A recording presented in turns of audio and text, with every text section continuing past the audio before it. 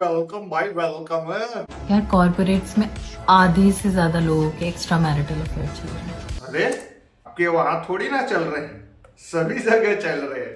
वो ભાઈઓ ભાઈ લાગે છે યુનિવર્સલ પ્રોબ્લેમ લાગે છે। આપણે અહીંયા પણ જે ભાઈઓ નોકરી કરતા હશે તો લોકોને ખબર હશે ભાઈ છે તો ખરું એ અફેર્સ છે તો ખરા। તો ઠીક છે, ચલો આને એનાલાઇઝ કરીએ આપણા લેવલે। તો સાયન્ટિફિક પણ નોલેજ આપીશું આપણે। ચાલો સ્ટાર્ટ કરીએ। કોમન કેમ થઈ ગયું છે ઇન્ડિયાની અંદર, તો આને તમે એક રીતે એમ પણ કહી શકો કે આ ઇમોશનલ ભૂખમરો છે। ખાલી સેક્સના કારણે છોડીને નથી જતા, એક ઇમોશનલ ભૂખમરો પણ છે। લોકો છોડી દે છે કેમ કે તેમને ફીલ થાય છે કે આ અનસીન છે, સાંભળ્યું જ ન હોય, જાણે અનહર્ડ, અનવેલિડેટેડ। ઓપ્શન્સ બહુ બધા છે।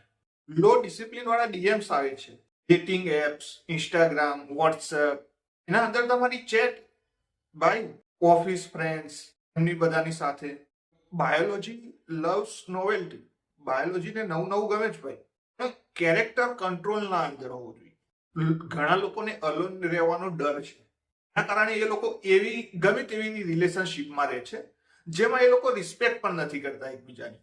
ઇન્સ્ટેડ ઓફ લિવિંગ કે છોડી દઈએ એમ એ જગ્યાએ તે લોકો શું કરે છે, એવી રિલેશનશીપમાં તો રહે છે પણ તોય તે ચીટ કરે છે કેમ કે પાવરફુલ ફીલ થાય ફરીથી। ટેન્શન છે ને એ ડ્રગના જેમ કામ કરે છે, અને એ ડ્રગનો ડોઝ શું છે? ચીટિંગ। લોકોને એવું લાગે છે આ તો ખાલી ચેટિંગ જ થાય છે ને ઇન્સ્ટા ડેટિંગ એપ ઉપર, વોટ્સએપ ને એના અંદર, ત્યાં એ લોકોની બાઉન્ડ્રી બહુ કમજોર હોય છે, પુઅર બાઉન્ડ્રીઝ હોય છે કે આ તો બહુ મોટી ડીલ નથી, નો બિગ ડીલ। તો ચીટિંગ છે ને એક રીતે મેસેજના અંદર જ ચાલુ થઈ જાય છે ભાઈ। ચીટિંગનો મતલબ એમ નથી કે ડાયરેક્ટ એ લોકો બેડમાં પહોંચી ગયા, એના પહેલા શું પ્રોસેસ થઈ ત્યારથી ચાલુ થાય છે। બોલિવૂડની ને ઇન્સ્ટા લાઇનની જે રોમેન્ટિસાઇઝેશન થાય છે ને ભાઈ, ઓબ્સેશન સાથે સેક્રેસી અને ડ્રામા, રિયલ લવ છે ને એ બોરિંગ લાગવા લાગ્યું છે આ લોકોને, અને ચીટિંગ લુક્સ એક્સાઇટિંગ ભાઈ, ફૂલ થ્રિલ। એની પણ વાત કરીએ છીએ આગળ। જે લોકોને બાળપણથી જ ટ્રોમા અને એમના અંદર ઇનસિક્યોરિટી ભરેલી છે, એ લોકો ઇનફ ફીલ નથી કરતા, તો તે લોકો ટ્રાય કરે છે પોતાને ડિઝાયર કરવાની બીજાના થ્રુ। જો બાયોલોજી બિહાઇન્ડ ચીટિંગ, ચીટિંગના પાછળની બાયોલોજી સિમ્પલ ને રિયલ। ડોપામિન ક્યારે રિલીઝ થાય છે? Thrill of new people, oxytocin, bond with partner, ત્યારે ડોપામિન ચેસ કરે છે ડિસિપ્લિન વગર, ત્યારે લોયલ્ટી કોલેપ્સ કરી જાય છે। ચીટિંગ એ એક ઇન્સ્ટિંક્ટ નથી, cheating A lack of self control છે। જો એક વાત કહું તમને, જો ચીટર્સ છે ને don't lack of love, cheaters ના અંદર સેલ્ફ ડિસિપ્લિનનું બહુ લેક હોય છે, હોતી જ નથી। જો લોયલ્ટી તમને આમના મળી જતી હોય આટલી ઇઝીલી, તો એ વસ્તુ બહુ રેરે ના હોય। ચીટિંગ છે ને એક ચોઇસ છે ભાઈ, કોન્શિયસ ડિસિઝન લઈ રહ્યા છે ચેટમાં ને કોન્શિયસ સ્ટેપ લઈ રહ્યા છે, આમાં કોઈ મેનિપ્યુલેશન નથી ભાઈ, ખબર છે ક્યાં જાય છે ને કોની સાથે વાત કરે છે। તો આ ચીટિંગ એક ચોઇસ છે, કોઈ મિસ્ટેક નથી। ટેસ્ટ છે ને કેરેક્ટર ટેસ્ટ છે, ફિલિંગ્સ નહીં। જો હું મારા ભાઈઓને એમ કહેવા માંગુ છું, ઓપ્શન્સને ચેઝ ના કરો ભાઈ, become the man. Woman feel safe losing everything for discipline મતલબ ડિઝાયર, રિસ્પેક્ટ તો romantic. A loyal man is rare and rare man with long term। વચ્ચે એક ન્યુરોસાયન્સની એક રિસર્ચ વાંચી હતી ઉંદેડાવાળી, કદાચ હું ભૂલી ગયો હોય તો તમે કરેક્ટ કરી દેજો કોમેન્ટ સેક્શનની અંદર। એમાં એ લોકો છે ને ઉંદેડાનું બ્રેનનો ડોપામિન લેવલ કન્ટિન્યુઅસલી ટ્રેક કરે છે, અને એક કેજના અંદર એક ફિમેલ પાર્ટનરને પણ મૂકી દે છે એ ચેક કરવા માટે કે આના ડોપામિન ક્યારે સ્પાઇક થાય છે અને ક્યારે બેઝલાઇનના નીચે જાય છે અને કેમ જાય છે।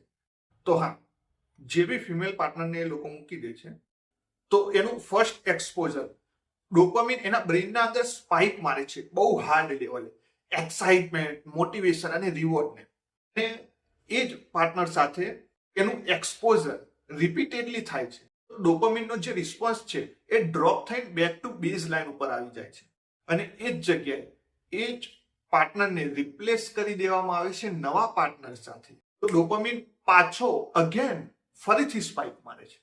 ઇમિડિયેટલી. આનાથી તમને શું ખબર પડે છે કે બ્રેઇન લવને ચેસ નથી કરી રહ્યું, બ્રેઇન નોવેલ્ટીને ચેસ કરે છે. તો ડોપામિન એકચ્યુઅલી શું કરે છે, આ ઇમ્પોર્ટન્ટ પોઈન્ટ છે કારણ કે માણસો મિસઅન્ડરસ્ટેન્ડ ના થઈ જાય. ડોપામિનનો મતલબ લવ નથી ભાઈ. ડોપામિન મોટિવેશન, ક્રેવિંગ ને wanting more. The brain release dopamine when it sense something new, something uncertain. ખબર જ નથી ગમે ત્યારે શું થઈ જશે. બેડ બોયસ વાળા કેરેક્ટર અહીંયા રમી જાય છે. Something that might increase survival or reproduction. Again confidence વાળાને અહીંયા રમી જાય છે. ખેર મેં અમુક જવાબે આપી દીધા, છોકરી કઈ રીતે પટાવી એના. જ્યારે એક પાર્ટનર સાથે વસ્તુ ફેમિલિયર થઈ જાય છે તો ડોપામિન રિડ્યુસ થઈ જાય છે, પાછો બેઝ લાઈન ઉપર આવી જાય છે.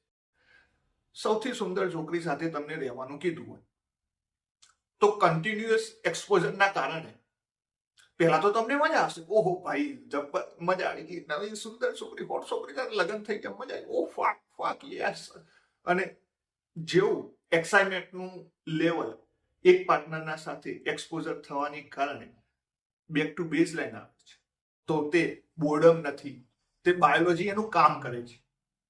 આ ચીટિંગની સાથે કઈ રીતે કનેક્ટ થાય છે, તો ઘણા માણસો અનનોઇંગલી, જાણ્યા વગર, એ પાંજરામાં જે ઉંદેડો હતો એના જેમ કામ કરે છે. Same partner, dopamine normalise.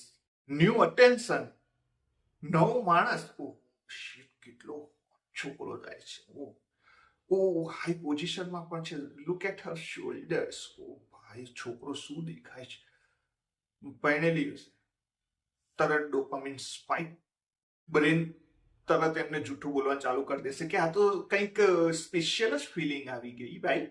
But neuroscientist આને એનાલાઇઝ કરે છે, કહેશે ઓ આ સ્પેશિયલ ફિલિંગ કોઈ નથી ભાઈ, ઇટ્સ કેમિકલ નોવેલ્ટી.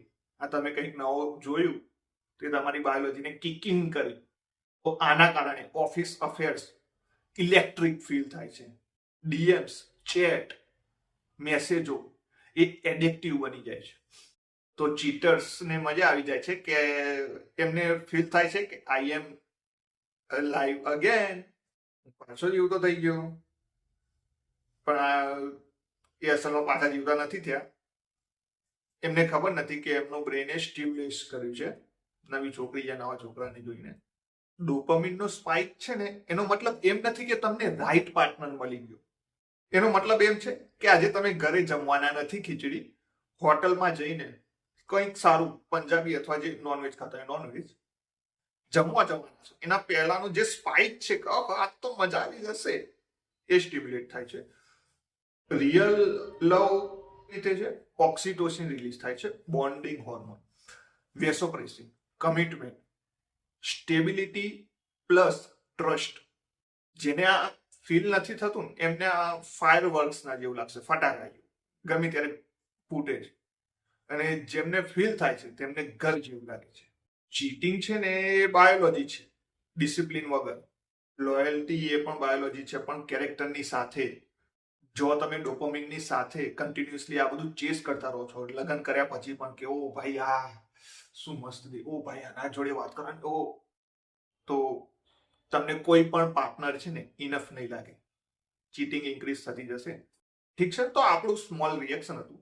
હજી આપણે આમાં વન બાય વન પ્રોબ્લેમ પકડીને વિડીયો બનાવીએ તો હરેકના એક્સપિરિયન્સ અલગ અલગ હશે. ઓકે ના હશે ભાઈ ઘરની તકલીફ, બધું લોકો પોતાની ચીટિંગને જસ્ટિફાઈડ કરવા માટે ઘણી બધી બીજી વાતો પણ સમજે ને. ખેર ઓકે, ચલો ત્યારે વિડીયો સારો લાગ્યો હોય કમેન્ટ કરી દીજો. અને તમને એવું લાગ્યું કે મેં કોઈ પોઈન્ટ મિસ કરી દીધો, હા મને ખબર છે મેં કયા કરે છે, પણ તમારો પણ પર્સપેક્ટિવ મેટર કરે છે. ચેનલને સબસ્ક્રાઇબ કરી દેજો ભાઈઓ, આવા કોન્ટેન્ટ આવતો રહેશે દરેક વારે. ચાલો.